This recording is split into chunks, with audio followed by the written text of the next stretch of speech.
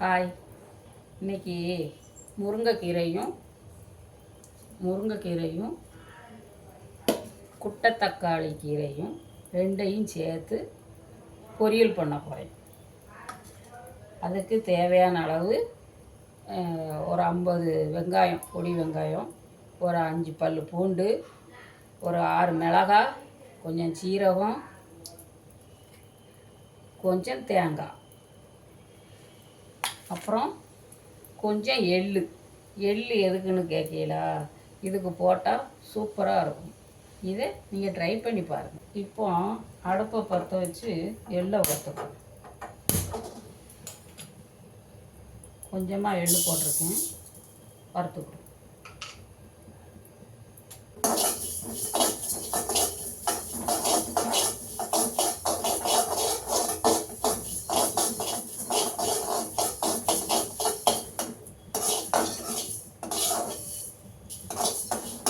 எள்ளு வறுத்துட்டு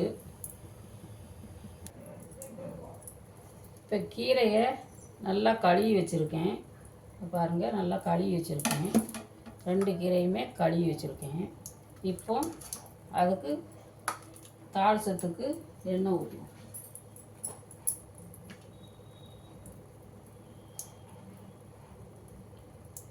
எண்ணெய் ஊற்றியாச்சு.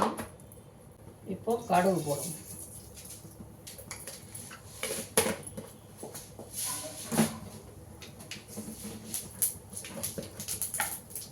இப்போ கொஞ்சம் உளுந்தம்பருப்பு போடணும்.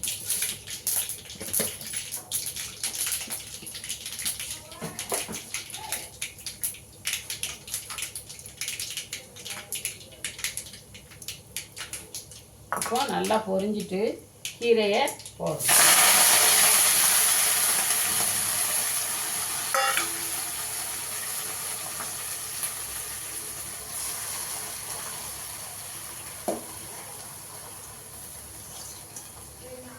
கீரையை வச்சாச்சு.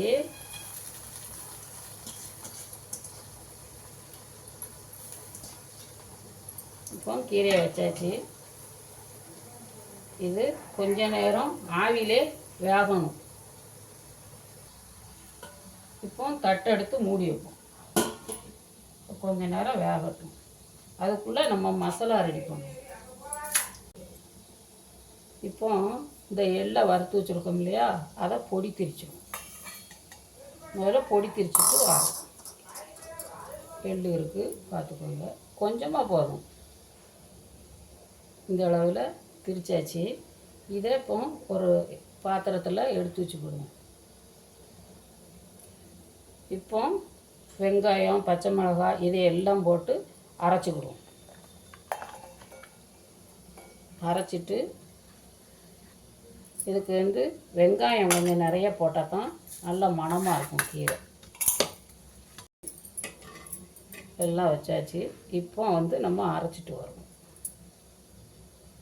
இப்போ கீரையை கிண்டி விடுவோம்.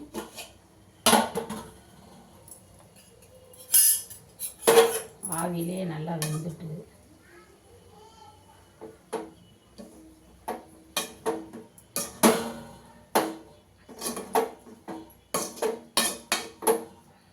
சில பேர் தண்ணி ஊற்றி அவிச்சு வடிகட்டி அதுக்கப்புறம் கீரையை பொரிப்பாங்க. அப்படி பொரித்தா சத்தெல்லாம் வேறும்.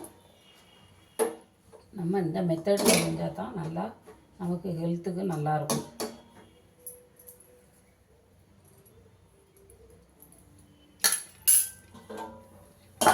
கீரை வேகட்டும்.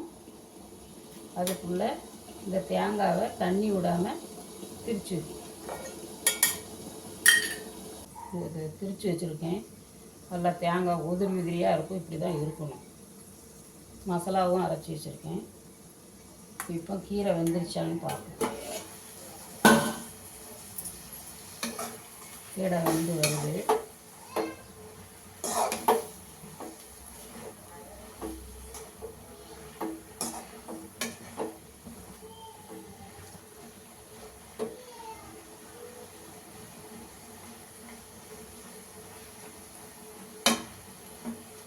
கீரை வந்து வருது. கொஞ்சம் நல்லா அவிஞ்ச பிறகு தான் நம்ம உப்பு போடணும். இல்லைன்னா ஒரு மாதிரி கடுத்து போயிருக்கும், உப்பு கடுத்து போயிருக்கும், உப்பாக இருக்கிற மாதிரி இருக்கும். அதனால் லாஸ்ட்டில் தான் போடணும்.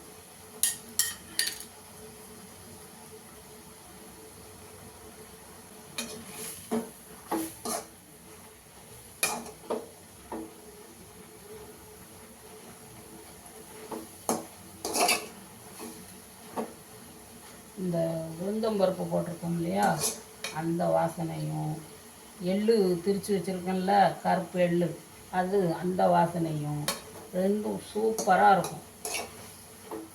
சாப்பிட்டுக்கிட்டே இருக்கலாம் போல் தோணும், அந்த அளவில் நல்லாயிருக்கும்.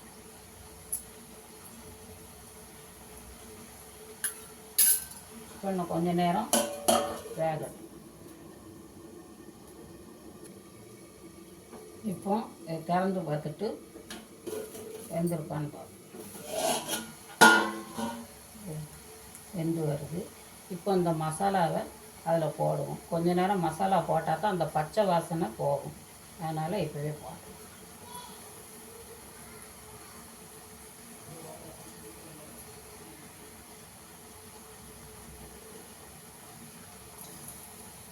போட்டாச்சு.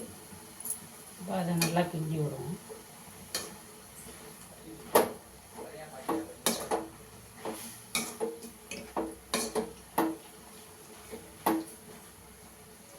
இப்போ வேகட்டும்.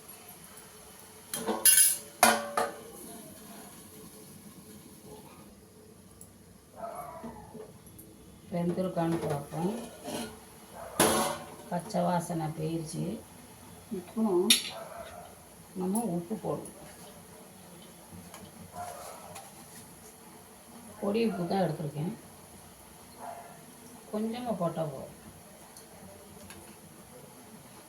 அரை உப்பு போட்டால் தான் அது கீரை வேக வேக வந்து வெந்து வரவும் கொஞ்சம் உப்பு தன்மை கம்மியாக இருக்கும். நிறைய அள்ளி போட்டோம்னா உப்பு அதிகமாக இருக்கும், சாப்பிட முடியாது.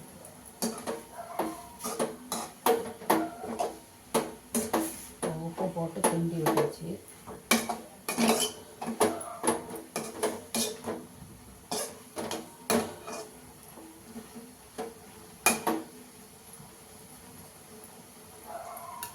முடியும், கொஞ்ச நேரம் வேகும். உப்பு சேரணும்ல. இப்போ கீரையை பார்ப்போம். சூப்பராக ஆயிட்டு.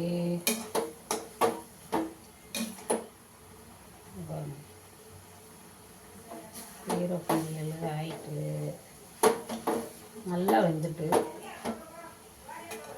இப்போ இந்த தேங்காவை போடுறோம்.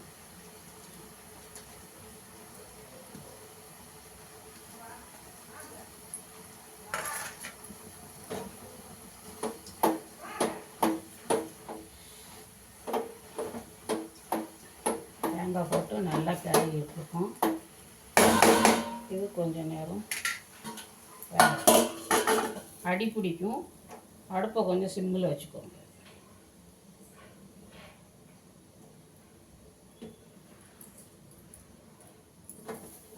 இப்போ எல்லாம் சரியாகிடுது. சூப்பராக வெந்து பொரியல் வந்துருச்சு. கீரை பொரியல் பாருங்க எப்படி இருக்குங்க.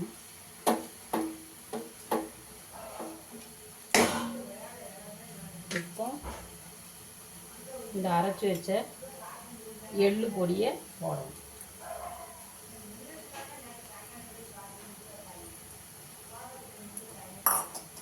இப்போ அதை ஒரு கலர் கலர்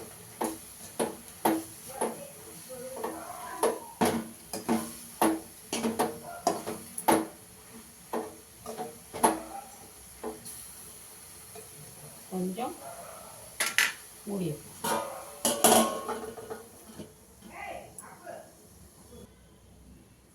இப்போ எப்படி இருக்குன்னு பார்ப்போம். சூப்பராக ஆயிடுச்சுங்க.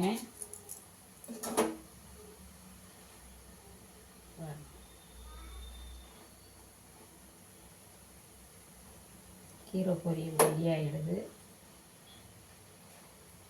அடுத்து சாப்பிட்ற வேண்டியதான்.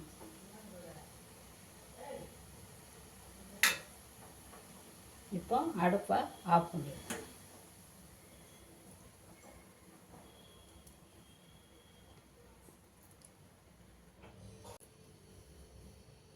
எப்படி இருக்குது? சூப்பராக இருக்கா?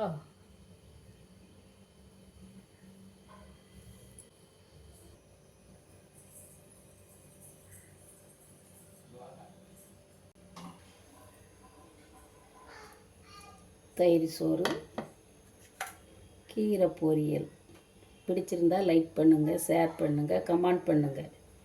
இதை மாதிரி செஞ்சு சாப்பிட்டு எனக்கு கமெண்ட் பண்ணுங்கள்.